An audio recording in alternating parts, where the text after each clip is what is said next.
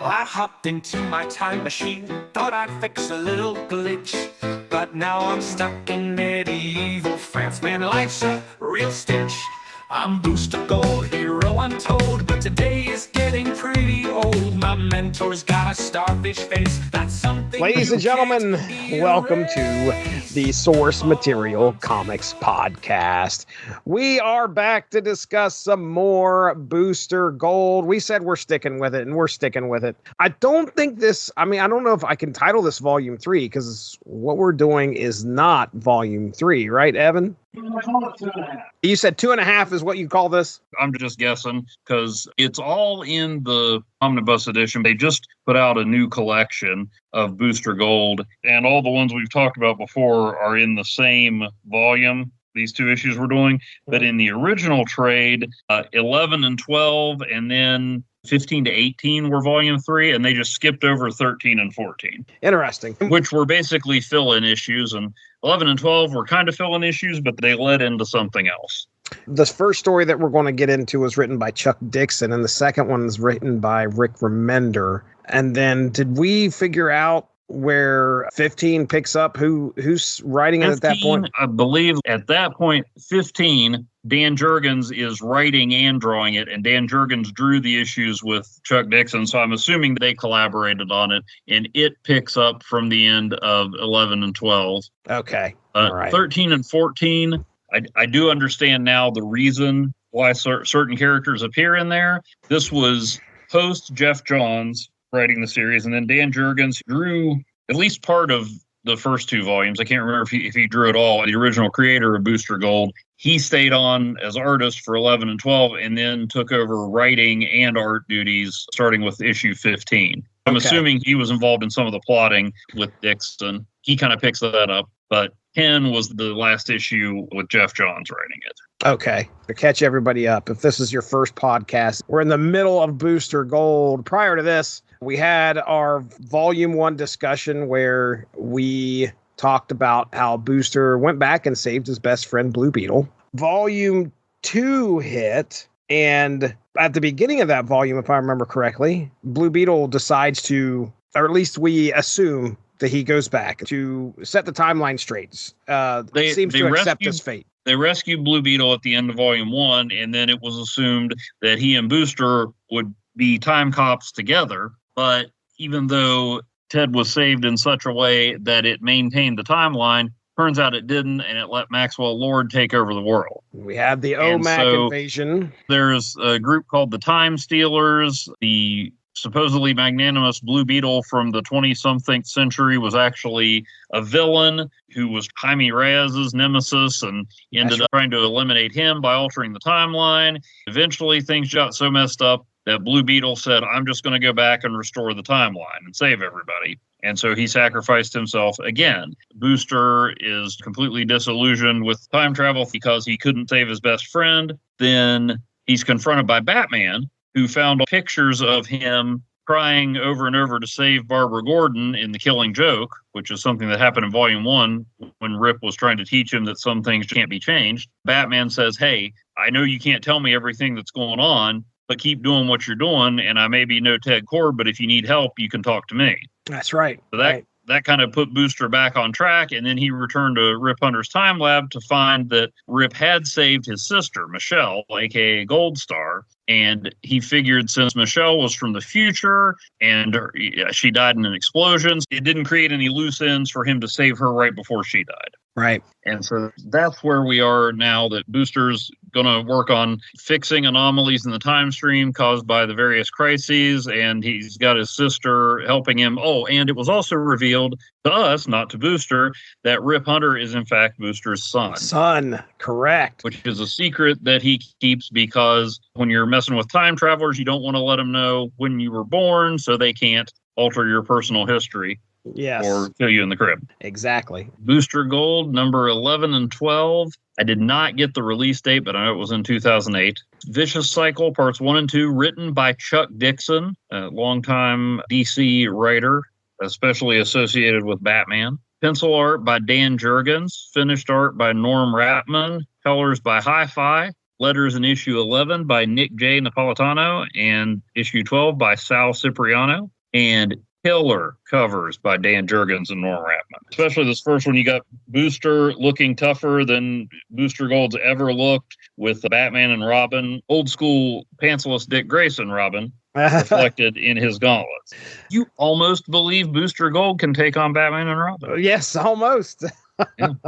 We open on Killer Moth and his more drearily attired henchmen robbing the Gotham Museum of Antiquities. All right. They're interrupted by What was that? Hold on. I'm interrupting you because I just need to know, ever have any experience reading anything about Killer Moth before? He was a villain who showed up every once in a while on Teen Titans Go that I watch with my kids. I know he exists. I have a HeroClix figure of him, but he looked like he was inspired in costume design alone by the Golden Age Green Lantern, because none of the colors seem to match. Green helmet, purple suit, brown gloves and brown pants. Green and brown striped leggings, and the green on the pants doesn't quite match the green on the helmet, maybe? I don't know. Maybe this is the heartwarming story of a man who rose to be a mediocre Gotham criminal despite his color blindness. Good point.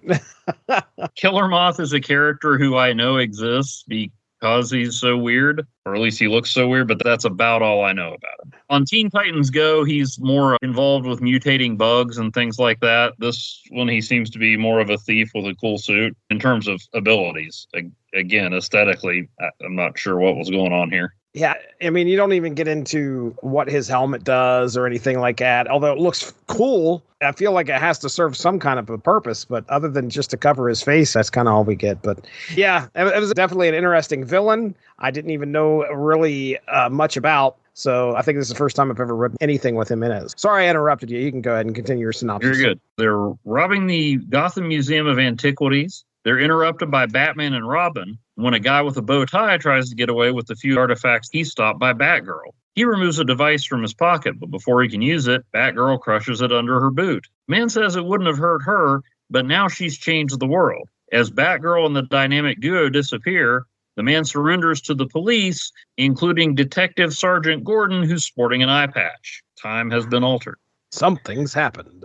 Booster Gold, meanwhile, is still adjusting to the idea of his sister being alive when Rip Hunter tells him there's a temporal anomaly that needs their urgent attention. Booster is confused since they can travel through time and even outside of time, but nevertheless, they take the time sphere to Gotham City, which is overrun by monstrous villains. In the past, Killer Moth is hired by the mystery man from the opening scene to rob the museum. He gives him an elaborate set of plans with a step-by-step guide for pulling off the job, then disappears. Moth is KO'd by Booster, who takes his place in making sure the robbery goes off without a hitch so that history is not altered. That means taking down Batman and Robin fast, which he does, and Skeet stuns Batgirl. The henchmen want to finish the heroes off, but the disguised Booster says that's not his style, explaining the killer in Killer Moth is more of a metaphor.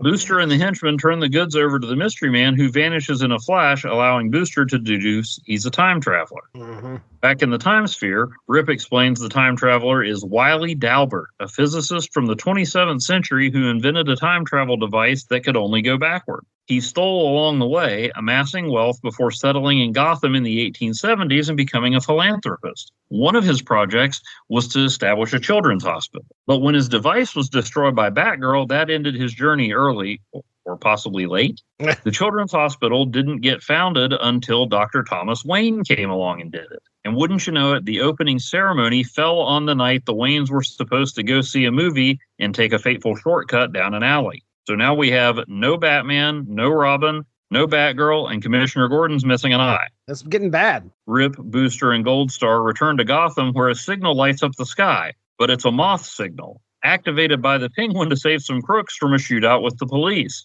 It seems Booster's quick takedown of the Dark Knight and Boy Wonder gave Killer Moth a monumental amount of street cred, enough to make him the equivalent of Batman for the Gotham underworld. Street cred. So Rip sends Booster back in time again to the night of the museum robbery, but wants him to fix it this time as Batman. Booster's totally in favor of that idea. Unfortunately, when they arrive at the Batcave, Alfred is waiting, hitting Rip with a shotgun blast that sends him careening back into the time sphere, which, as a failsafe, whisks Rip to safety and leaves the siblings on the wrong end of Alfred's weapon. Yep. Keats saves the day, stunning Alfred and allowing Booster and his sister to escape in a retro, for that time contemporary, Batmobile. But they didn't make it out with the costume, so they go for Plan B, having Michelle stand in for Batgirl. Booster obviously knows where Batgirl lives after his repeated failed attempts to take down the Joker. Barbara Gordon walks into a room before Booster and Michelle can leave, so they knock her out with gas from her own utility belt and escape while her dad opens fire. Concerned that Booster's past self seeing him at the robbery will cause more problems, Michelle takes her brother to a costume shop and outfits him as Elvis. Police spot the Batmobile and try to arrest them, but they escape with the help of a quick smoke screen courtesy of Skeets. At the museum, Booster as Elvis KOs Booster as Killer Moth, and they get the loot to Dalbert, except for one jewel-encrusted dagger that seems like it might be important. Booster and Michelle escape, Batman gets the Batmobile back but doesn't seem curious about who stole it, and a shadowy figure watches the investigation at the museum. It's revealed to be the Elongated Man, and it turns out he was looking for the dagger too. The cover to Booster Gold number 15 features Booster taking on his old pal, the Elongated Man. That's right. Yes. You said old pals. These guys have had run-ins with each other before. Oh, they were teammates on the Justice League back in the Wahaha days. Okay. So this is the... And Elongated Man, you might remember, this is coming on the heels of 52, which is where Elongated Man was killed off after having all the humor crushed out of him in Identity Crisis, which is a fantastic story, but not a very fun one. That's the one, Sue Dibney, right?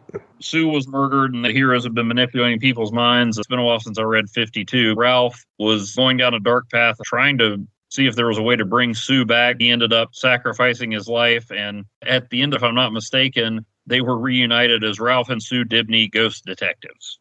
Oh, that rings a bell. So, but we're coming off of, Blue Beetle died in the run-up to Infinite Crisis, which included Identity Crisis. In 52, the follow-up to Infinite Crisis, Elongated Man was killed off. That's fresh in people's minds. People were wondering what DC had against all the characters from that era of Justice League. Right. All right. Well, okay, so yeah, issues 11 and 12, they're Vicious Cycle. And what an apt name for this story. I love time travel stories. I was on board and trying to figure everything out. It almost lost me a couple times, but I was able to at least somewhat. I'll tell you the most confusing part is when, and really it doesn't impact the story any, is I think really it was just a bit that they put in there to kind of show how confusing time travel is. In the future, you see Rip and Michelle grabbing the punched out Booster and putting him back in the time sphere. Michelle, who is Batgirl at the time, is like, is that our future? Or is that, of course, you have no idea if that ever happens. It's not like they come back to that either, which is funny. Mm-hmm. I assume that they have to go get him. This is a fun story. We have Killer Moth. We have alternate histories. We got a lot of fun little bits there where Alfred with the shotgun cracked me up. Him just showing up with a shotgun, trying to lock down the Batcave when Booster and Michelle are in there is pretty funny. What do you think of the Mothmobile? Like I said, I didn't know a lot about Killer Moth, but he seems to, even before he gets his hyper level street cred, he seemed to have a lot of branded equipment a la Batman. Yeah, very much anti-Batman. I mean, it's almost a villainous reflection where he's got a lot of money, a lot of suits. He's got a moth cave, Mothmobile, a moth copter. All that's pretty funny. So our time traveler here, I assume the disc is his way of time traveling. So when Batgirl originally, I thought it was like some kind of thing that he stole from the museum and was going to use. But he's just using the gang to gather stuff so he can, I guess, fence it in the past, maybe. Yeah, he uses them to steal stuff, and then he makes the money. And I guess since he's going back with, if you want me to explain inflation and things like that, I will, but probably not. So, if you steal money in the present and take it all back to the past, that's, it's even more money. Oh, yeah. Yeah. I assume that's what's going on there. I'm trying to find out. I looked up at one point. I don't know if he ever shows up again. He seems like one of those characters who could totally be a one-off, or maybe, his first appearance was actually in Detective Comics number 714 in 1997. Oh, wow. Also written by Chuck Dixon. Yes, that was one of his 4 appearances. So okay. 2 issues of Detective Comics in the 90s and 2 issues of Booster Gold. Now, I, for one, love when writers pick up. I like it when they tie threads together anyway, but I especially like it when the same writer picks up a thread from something they did before or didn't get to finish and brings it forward in another issue. There was a Marvel series called Skull the Slayer that I think lasted 7 issues, and they apparently didn't get to finish their story. So there's an issue of Marvel 2-in-1 that wraps up that story. Oh, nice. Nice. And Iron Fist, there were some dangling plot threads that they brought over into Marvel Team Up, but eventually put into Power Man. Power Man and Iron Fist lasted longer than Power Man or Iron Fist alone. Wiley Dalbert did appear in 2 issues of Detective Comics, also written by Chuck Dixon. Nice. That's real nice. I could imagine they probably, well, with this, he's kind of important to the time stream, so I guess you really don't want to mess with him too much because he has to happen in order for other things to happen, which is, okay, we'll bring him in for a couple, but this guy has to do what he's got to do or things are not going to be right, as we can see in the story. Cool to check out those stories sometime. Yeah, for sure. I love the fact that the original plan is Booster to head back as Batman, which would have been interesting. But of course, that doesn't pan out. I love the fact that Michelle calls Booster a time cop, which, that's pretty much what he is. He's going around trying to fix these things and make sure that everything goes off without a hitch. He's trying to put right what once went wrong. Oh, my goodness. If we can't make any more Quantum Leap references.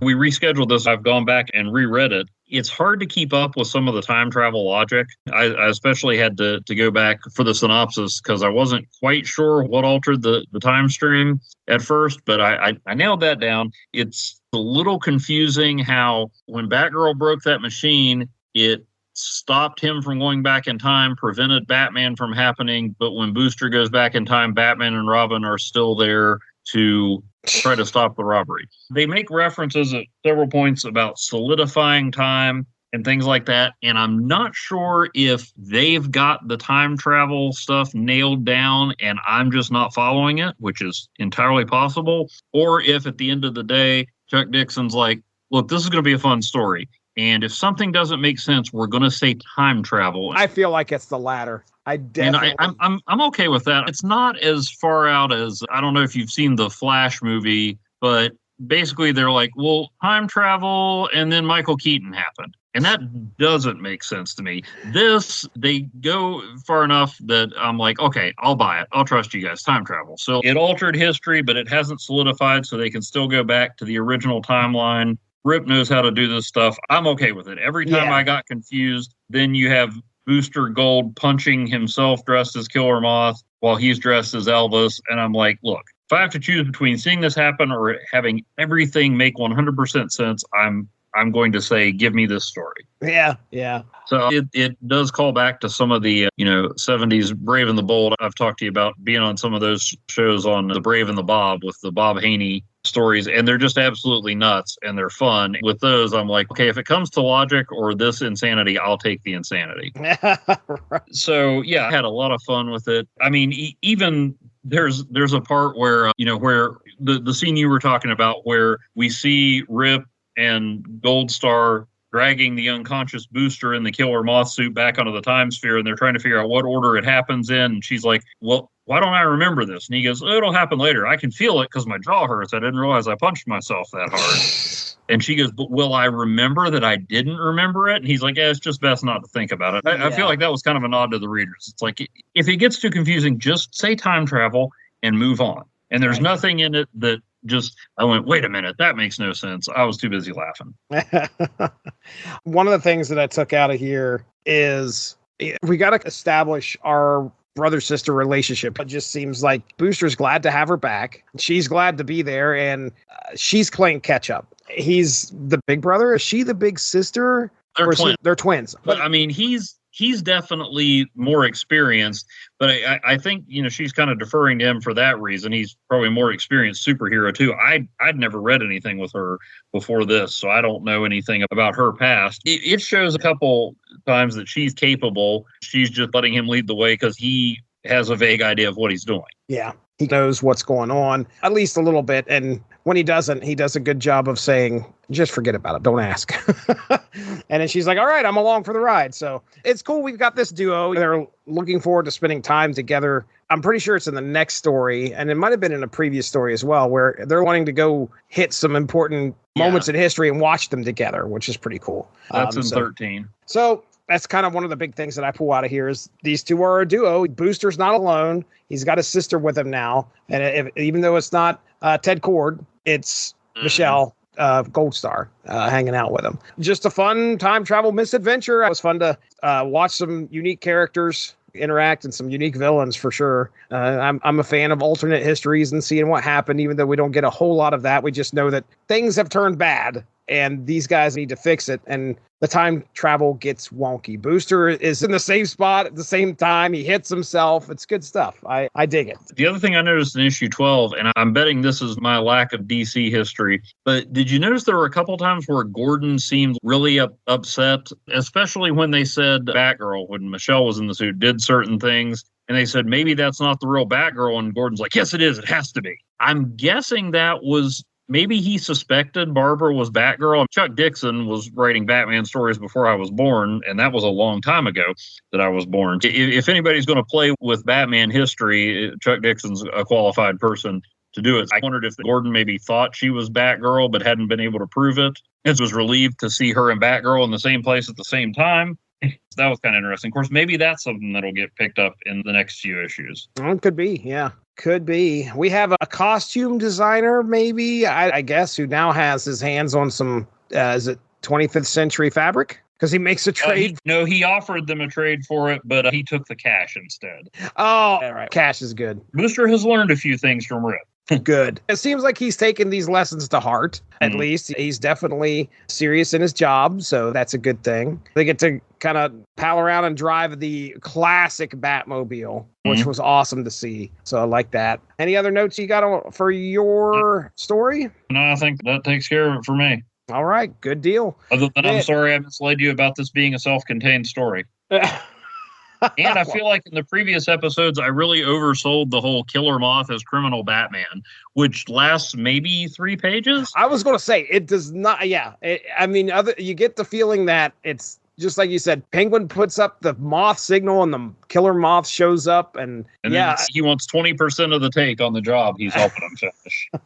And he shows up and non-lethally takes out some policemen, which is pretty cool with his big moth thing. And he just wraps them up in some silk. Remember when one of his henchmen wanted to finish off Batman and Robin and Booster told him not to? Maybe that was part of the legend of Killer Moth. He's now, that's his calling card. I don't think this was ever revisited. I mean, I'm kind of curious. As much as I say, like, okay, the multiverse thing, alternate versions is overdone, I would totally read 5 or 6 issues of Killer Moth, patron saint of the Gotham underworld. All right, well, let's go ahead and get into Booster Gold 13 and 14, Stars in Your Eyes. This is written by Rick Remender, pencils by Pat Olaf, inks by Jerry Ordway, colors by Hi-Fi, letters by Sal Cipriano, assistant editor Harvey Richards. In the heart of a swirling cosmic storm, Booster Gold, the time-traveling hero from the 25th century, finds himself facing an unimaginable threat,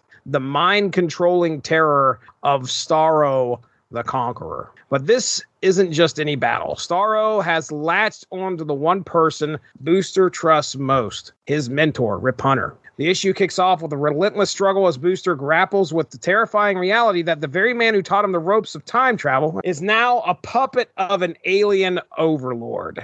The stakes couldn't be higher. Starro has already begun spreading his spores across time to dominate the past, present, and future. In a desperate bid to undo the damage, Booster and his sister Michelle hurtle through the corridors of time, landing in the plague-ridden streets of 14th century Avignon, France. Here they discover Starro's insidious influence as the alien masquerades as a divine savior, preying on the fear and despair of the people. The once bright and cocky hero is forced to confront a dark and twisted version of reality where history itself is being rewritten under Starro's control. The tension mounts as Booster battles a Starro-possessed Rip Hunter, his punches not only against an alien foe, but against the tide of time itself. As the issue reaches its fever pitch, Booster finds himself trapped both physically and morally. The weight of altering history, the risk of losing his mentor, and the looming threat to his future son gnaw at his resolve. You say something about a son?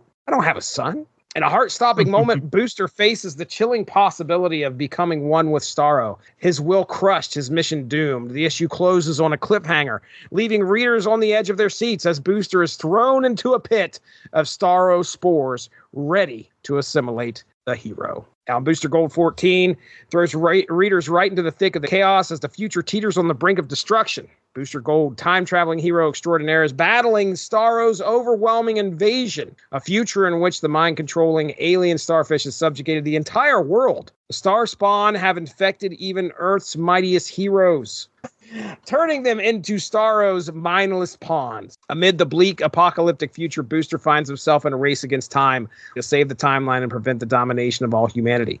Booster's quest takes him on a dangerous jaunt through time, looking for one weapon capable of stopping Starro, an ice gun. With Rip Hunter as ally and fellow Time Master already compromised by Starro's spores, Booster must journey into the past to retrieve the legendary Mr. Freeze's gun, an essential tool to stop the spores and free Rip. With Skeets, his loyal robotic companion at his side, Booster leaps through the time stream, zipping into the dark and frigid streets of Gotham, right in the middle of a battle between Mr. Freeze and Batman. Only Booster could have the audacity to swoop in mid-fight, steal Freeze's signature weapon, and leave both the Dark Knight and Ice Villain wondering what just happened. Armed with the Freeze gun, Booster returns to the desolate future where the shadow of Starro looms large. As he frees Rip Hunter from Starro's grip, the battle heats up.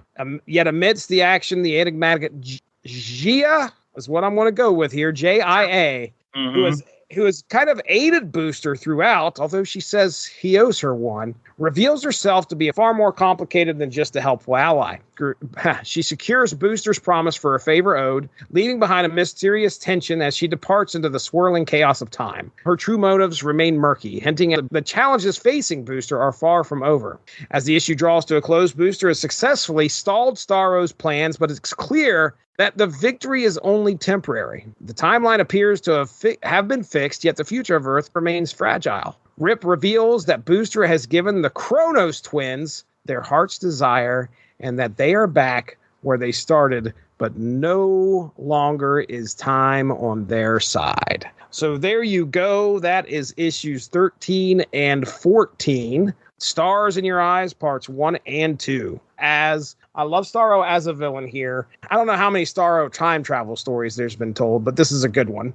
Well, take a look at Star Trek The Next Generation, the movie First Contact. Star Trek First Contact. You know, up there, as far as Star Trek movies go, of course, it's going to be near the top of my list because of time travel. The one with the whales? I'm afraid so. Although I've watched Star Trek quite a few times. Double dumbass on you.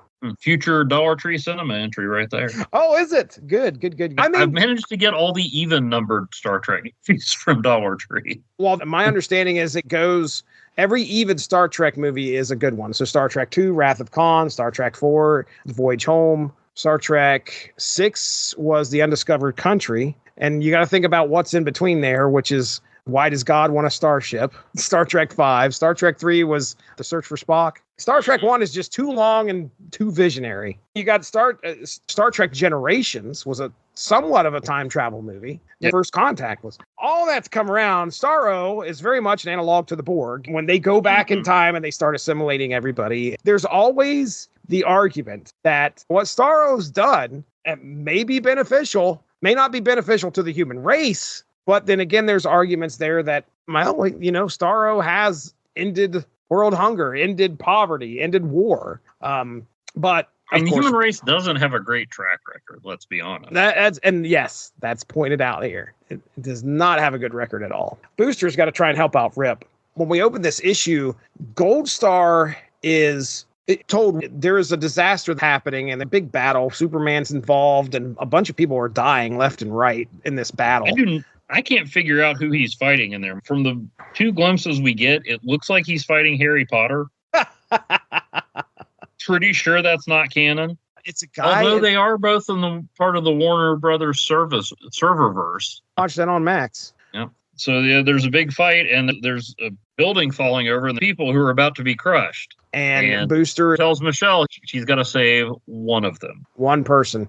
And she obviously has an issue with that, or at least it bothers her. Mm-hmm. You have all this technology, you have all this power, and all we're going to do is save one person. He's like, yeah, unfortunately, that's what we have to do to maintain the timeline. She is the one that has to survive, which kind of makes you believe that normally Booster's not involved unless there is some kind of a time travel anomaly going on. My guess is some kind of time travel had to have happened to put her in that spot where she would have died. Well, it says in his narration, the crises have left our timeline a chaotic mess. Our job is to nudge all altered events, big and small, back on their natural path. Oh, you are going to be busy, sir. If that's the case, then if this is just something that happened where a butterfly flapped its wings or some kind of craziness happened. He mentions crises. Or crises. Yeah. You're going to be busy trying to fix that mess because I'm sure there's all sorts of little things that's gone off track because of it. They're attempting to maintain a sort of sacred timeline, if you will. Oh,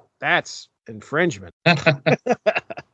So anyway, they get back to the lab and there's Rip standing in front of his chalkboard, conspiracy board, whatever you want to call it. I didn't notice it until now where it says Target Kronos up at the top of that board on the page. Rip turns around. He is, of course, a victim of Starro. He has a Starro spore on his face, and that's where our story starts. Starro wants to get back in time and take over humanity.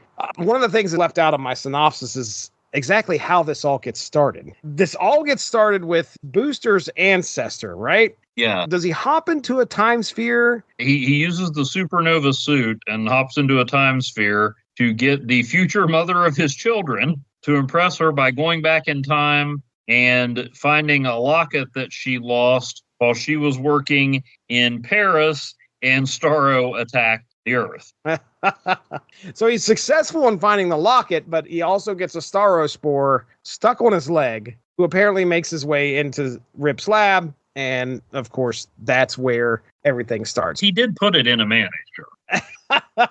I love how Booster is so upset. A mayonnaise jar? Yeah. A mayonnaise jar? You put Starro in a mayonnaise jar. What were you thinking? It's a good time travel adventure. We got to get out there. We got to stop Starro. I love seeing how these villains use time travel to their advantage. It's so interesting to see him go back in time to the plague and be like, hey, guys, I've got just what you need right here to avoid the plague. You got some black spots? All right, here's all my sorrows. And starts putting them on people. And, of course, it takes over from there. So the Kronos twins. Did you know who these people were when you were reading this first? Did that look like Kronos? The Kronos what I remember is what I read recently in DC 90s history. Superman time and time again. Look for it on the 90s upcoming Unspoken Issues podcast. During that time, which I don't know if you read, but at one point, essentially, Superman gets dislodged from time. The way he time travels, or the only way that he can figure out how to time travel, because he's covered in these chronoparticles or something. It's weird. It's DC. It's science fiction and all that. An explosion has to happen. So an explosion happens and he finds himself in the Jurassic period. This all comes back to, was not was, walking the dinosaur, that thing we had a discussion about a long time ago.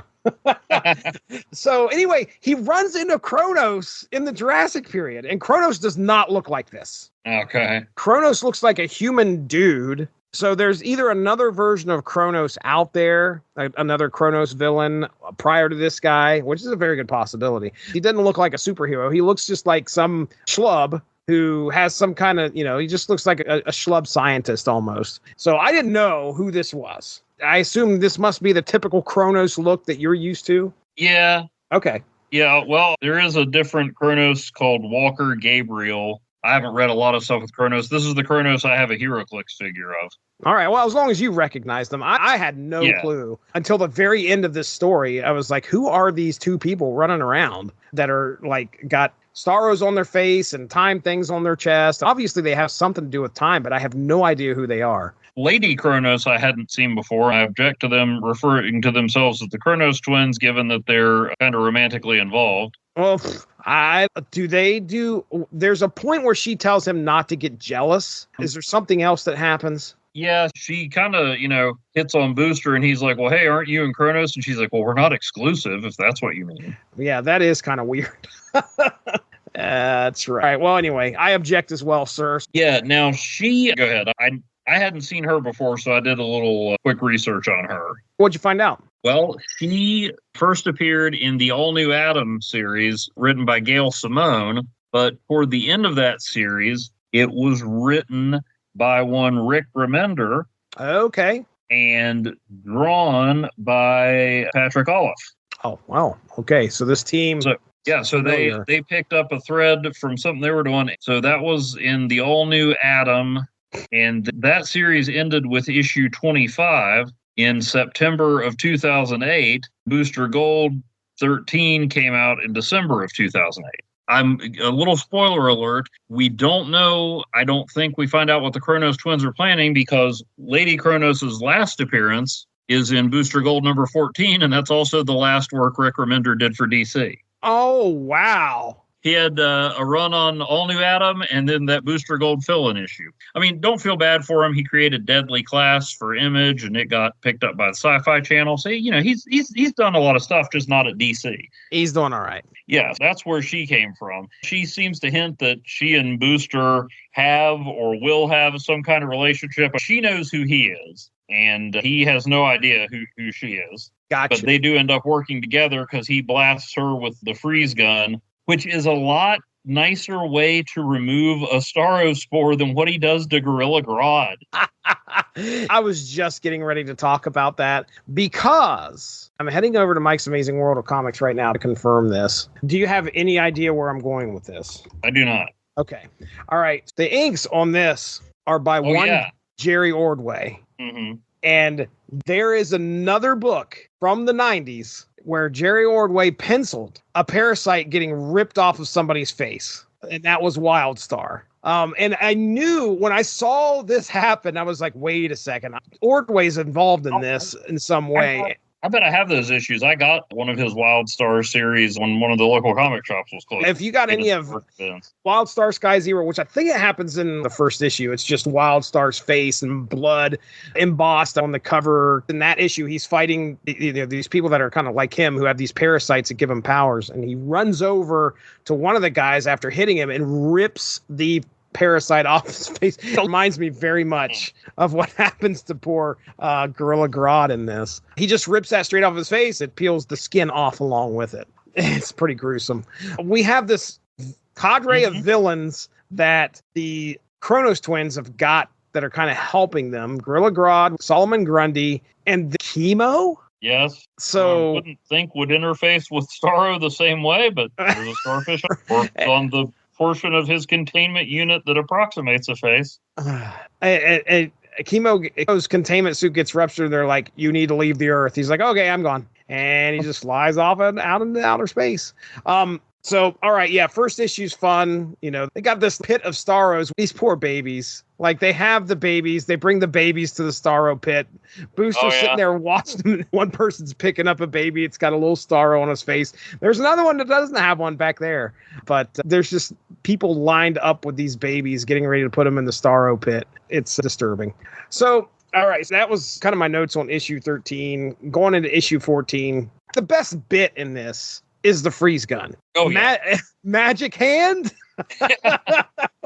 Oh, it's so good. It's probably like 4 panels where Booster's hand just reaches out from this portal as Mr. Freeze has Batman dead to rights with this freeze gun. Booster grabs the freeze gun, and Mr. Freeze is looking there absolutely befuddled. He can't understand what just happened. The only words he can utter is like, magic hand? And then Batman comes in and swoops in and punches him in the face. After he uses it, he immediately comes back and puts it back into his hand. Thank you, Magic Hand. And then, sure enough, Batman still punches Mr. Freeze in the face.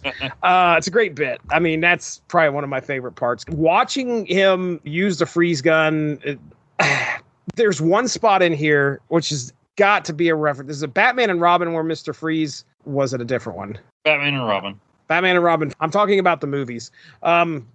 He's got the freeze gun in his hand. He freezes the Starro off of Lady Kronos' face. So she gets freed, and that's when she decides to try and help Booster out. As he's hitting her with the freeze gun, I can think of so many bad cliches to use here. And I was like, Yeah, that's a nod to the movie for sure. So anyway, that was pretty fun. Having a good time here. Watching Booster try to take care of business against Starro. He's got to go back and try and stop this evil alien. When he hits the Hall of Justice and gets in there and he sees Batman, who's been dead, just kind of leaning up. It's pretty rough. But yeah, we have Lady Kronos who helps him defeat Starro. And she says, yeah, you owe me one. I can't believe that they do not pick up. Of course, like you said, Rick Remender's gone. So they're just not going to use. Right. I mean, Gail Simone introduced her, but I guess Remender did a lot with her. Yeah, I mean, I don't know they necessarily had a falling out with DC. He just didn't do a lot with DC.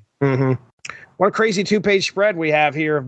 Booster looking on with Lady Kronos on, what do they fly on? Some kind of big watch or something? Yeah, it's some kind of clock thing that she and Kronos use to fly around. Yeah, they're just looking at this 2-page spread of the Justice League and every superhero fighting every superhero. They're all fighting each other and they all have Starros on their face. Pretty cool. At least a cool shot, in my opinion. You've got Hawkman basically squeezing the Atom to death.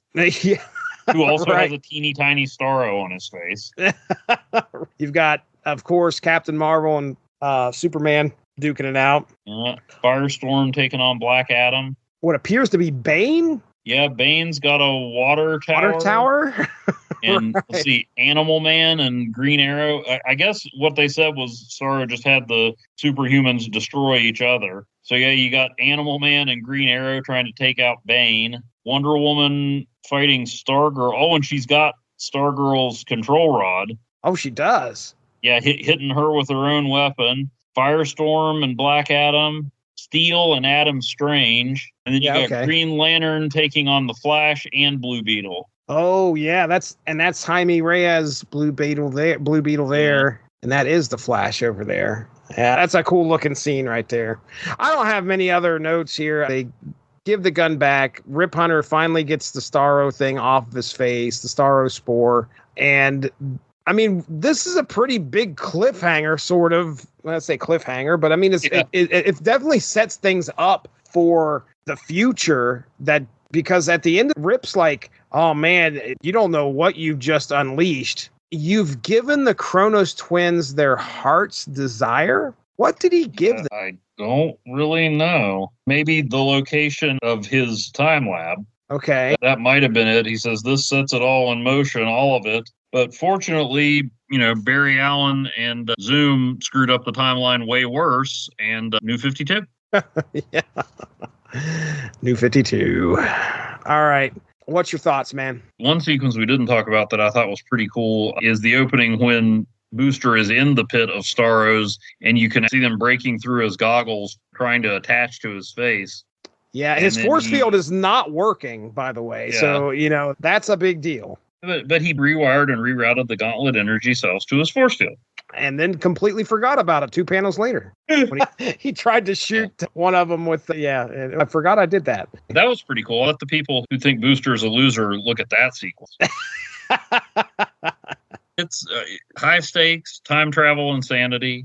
And maybe a little hard to follow parts of it, but overall still fun. A little darker, especially with that meditation on you can't save everybody. But that's what the whole first storyline with Ted was about. So I mean, good balance and action and fun. Even though this doesn't have the same creative team. At least 11 and 12 had Jurgens, who's been there a lot of time. But still I think fit with the tone pretty well. And just another crazy romp through DC history. Patrick Olaf. So do you recognize his pencils or his art at all? Recognize the name. Yeah, same here. That's kind of where I was like, okay, I recognize the name. I'm going to throw some titles out here to you. Mike's Amazing World of Comics. Looks like he started out in 1990. Most of his work throughout the 90s was with Marvel. As we get towards the end, Unlimited Access 1, 2, 3, and 4. He was penciler on that, but most of his work was the third, I think. Yeah, this was late 97 when that was going on. He started in the early 90s, Mighty Thor, number 437. He had a tiny run on Thor. Nomad, if you read any Nomad, he did issues 4, 5, 6, 8, 9, 10. Sensational She-Hulk, number 54, 55, 56, 57. And Warlock and the Infinity Watch, issues 29 through almost 40. Untold Tales of Spider-Man, Spider-Girl, If you read any Spider-Girl, he was the penciler on that. And it looks like he did a lot of all the way to 56. He did 1 through 56. So anyway. Oh, wow. That's kind of some work history for Pat Olaf. I had a good time, man. This was a good couple stories. I do like what you said about how you have a different creative team these last 2 issues. And you kind of do worry about how's it going to feel? Is it going to feel much different from what we've had before? I'd say that a lot of what you get here this seems more Booster focused than Booster and Michelle doing a lot of things in the last 2 compared to the one that you had where Booster and Michelle were running around trying to correct what was going on. But it doesn't mean she wasn't here. It just felt like it was more Booster focused and still a good time. Any other thoughts before we get into plugs? No, I'm good. It was fun to revisit. All right. Sounds good. Let's talk about some plugs here, Evan Bevins. What do you got going on over there at Asterisk 51 and any other projects you got going on? Well, asterisk51.blogspot.com. That's my blog site where I'm working my way through the second half of the amalgam issues where Marvel and DC mixed and matched their characters. You can also occasionally find me looking at free comic book day issues. Were they worth the money? Were they effective at getting you to try to pick up any more of the other issues? Check out hashtag Free Comic Friday on the site formerly known as Twitter. You can also look up hashtag Dollar Tree Cinema for various movies, some you've heard of, some you haven't, that you can find at Dollar Tree, could find at Dollar Tree. They seem to be getting out of the physical media game too. You'd think if other people were, they would just be getting more. But right. Anyway, don't worry. It's not hoarding if I write about it, but I've got a lot of movies to keep that going. Of course, you and I get together once a month to talk about Marvel Snap. That's right. The mobile game. And I feel like in our latest episode, I at least vastly undersold Symbiote Spider-Man's Activate ability. Oh, so you've been using it quite a bit here lately, huh? Oh, yeah. Yeah. And then I pop up occasionally elsewhere on the interwebs. Billy D over at Magazines and Monsters is kind enough to have me on to talk about Weird Comics with Bob Haney or the occasional early Dennis Hopper film that's public domain on YouTube. So check that out, too. All right, ladies and gentlemen, you're most likely listening to this, and I really hope there's not as many ads as there has been lately on the Source Material Comics podcast feed. The ads are getting atrocious. Now, I'm not in control of them, but I listened to one of Mark's recent ones, hour-and-a-half podcast, maybe not even that. An ad every 10 minutes. Wow. I think I was listening to our recent episode of Unspoken Issues that just dropped today on the Power of Shazam. Same thing. I was listening to our Snap material, and I didn't notice anything except the beginning and the end. The beginning and the end. And I think that if it's 20 minutes or less, they don't throw an ad on it. But if you hit the half-hour mark, they're going to divide it up and usually throw one in every 10 minutes. So if you're listening to this right now, most likely you were listening to it on the Source Material Comics feed. And we appreciate it. You just heard us discuss volume 2.5 of Booster Gold. We'll be coming back at you. I mean, I still plan on doing this. I mean, I'm still having a good time here, Evan. We'll come back with a further volume of Booster Gold, so look out for that in the future. And, of course, we got the 90s-centric podcast on here, Unspoken Issues. That's an affiliation with the Unspoken Decade, that 90s comic website and a great Facebook page. We just aired our discussion on the Power of Shazam, Jerry Ordway's Power of Shazam. Yeah. If you want to check that out, we had a great discussion. It was me, Dean, and Derry getting together. I learned a good bit about Captain Marvel. It was fun. I think that's it. Evan already talked about Snap material, and I don't believe there's anything else to plug, so we're going to go ahead and get on out of here. That is Evan Bevins. I'm Jesse Starcher. Thank you so much for joining us. We'll talk to you soon. Have a good one. Bye-bye. Well, I hopped into my time machine, thought I'd fix a little glitch, but now I'm stuck in medieval France. Man, life's a real stitch. I'm Booster Gold, hero untold, but today is getting pretty old. My mentor's got a starfish face, that's something you can't erase. Oh, I'm tangled up in time, chasing starfish crime. Got a robot named Skeets, avoiding defeat repeats. If I could just rewind, I'd leave this mess behind. Starro's got us in a bind, mind controlling ain't so kind. He thought the star on Rip Hunter's head, man, I sure hope that he's not dead. Oh, I'm tangled up in time, chasing starfish crime. My sister's here tonight in this 14th century drag. If I could just rewind, I'd leave this mess behind. Jumped to Gotham on a whim, stole a gun from Mr. Freeze. Batman gave me such a glare, magic hands got what it needs. Back to the future, things are dire. Starro setting the world on fire. This chick Jaya says I owe her one when this saga's all said and done. Oh, I'm tangled up in time, chasing starfish should be a crime. The Corona's twins are here, someone go get me a beer. If I could just rewind, I'd leave this mess behind. I fell into a pit of spores, now I'm seeing stars galore. Is this the end of your pal? Got it handled, bro, I'll get out. Oh, I'm tangled up in time, but at least I made it rhyme. The world's still spinning around, finally beat that Starro clown. If I could just rewind, I'd press pause and unwind. So if you find a starfish creep controlling minds and you're losing sleep, you need someone to lend a hand, call the booster, 'cause I'm your man.